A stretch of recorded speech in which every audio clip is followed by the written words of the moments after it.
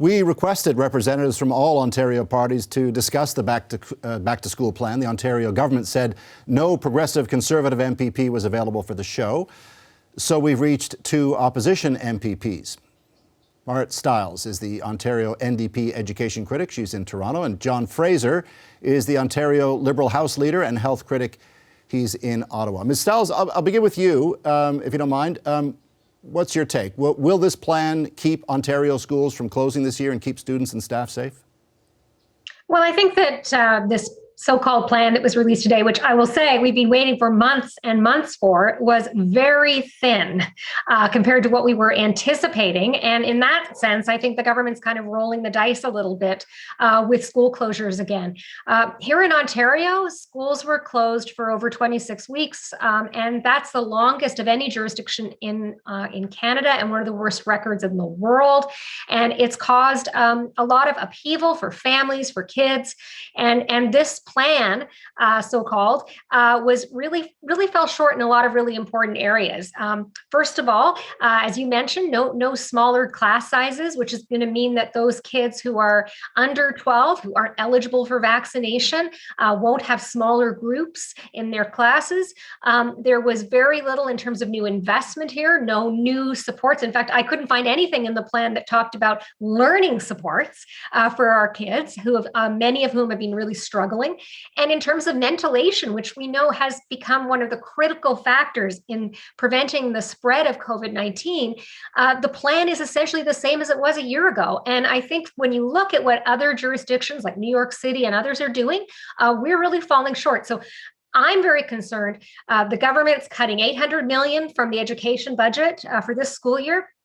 I'm really concerned that we may see schools reopen, but I'm worried again that we may see a series of closures again over the next year. And I can tell you, Ontario kids and families and education workers really don't need another year like that. And John Fraser, what do you think? Is this plan good enough to prevent school closures? No, I don't think that it is. And, you know, it's short on smaller class sizes. You know, they're going to announce ventilation tomorrow with 4 weeks left to go. That's really just window dressing because, you know, schools have been closed for months. We've known that we've needed to improve ventilation. We should have been working on this months ago. But the lack of a call for mandatory vaccinations for education workers, I think most parents and grandparents of school-age children, especially those under 12, want to know that the person who's teaching or helping their son or daughter, grandchild, has been vaccinated. It's a reasonable expectation. And actually, people's co-workers have that expectation as well, too. And they're asking the government, they're asking the Premier for help, and the Premier is essentially saying, I'm not your guy. I can't do that. I'm not going to help you. Where other places around the world are doing this. I mean, what people are asking for is it's reasonable. And to set an expectation, to set a standard, you have to do that inside human rights codes. You have to treat people right who've been on the front lines. You know, you have to help to educate them about vaccines. You may have to redeploy them if they choose not to. Or you may have to help them find another area of work. And I guess the thing that that really surprises me is that the government hasn't moved this way, and that we're the only party who's put forward mandatory vaccinations, not just for health, not for education workers, but healthcare workers as well too. I think it's a reasonable thing to do, and that's kind of the biggest piece that I see missing. And the other piece is, you know, on outbreak management, it's to be determined. You know, page 29, we haven't quite figured that out yet. It's not like we haven't been in this for a year and a half. So I think the government's come up short in many ways. I know that parents will be happy about their children going back to school full time and knowing a bit more, but I don't think that they know enough. But is it not fair? I feel confident right now. Is it not fair, and I'd like to hear from both of you on this if you don't mind, you know, an argument is that if the vax rate in the community is high, that's where COVID spreads. Therefore, it should be okay. Does that not carry weight with either of you? Well, look, I mean, what we don't know, first of all, I mean, when we look at I've heard different interpretations of that. We know that COVID was spreading in schools. We know that the government here failed pretty dramatically to put in place testing programs in our schools. They never came near to reaching any of the targets that they set themselves.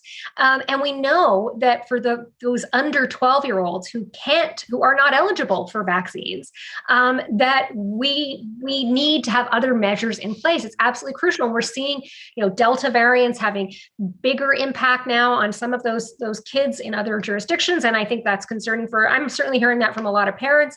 That's why these things like smaller class sizes, like paid sick days, these things are all so crucial, especially for that younger age group, if we are going to keep them well and their families well. And of course, also, in this document that just came out, we saw pretty much nothing in there about, as John mentioned, any kind of COVID management plan, the outbreak protocols. There's so many missing factors still. And what concerns me about that actually is that so many families are making the choices, about where they're going to send their kids. Are they going to go in person or online?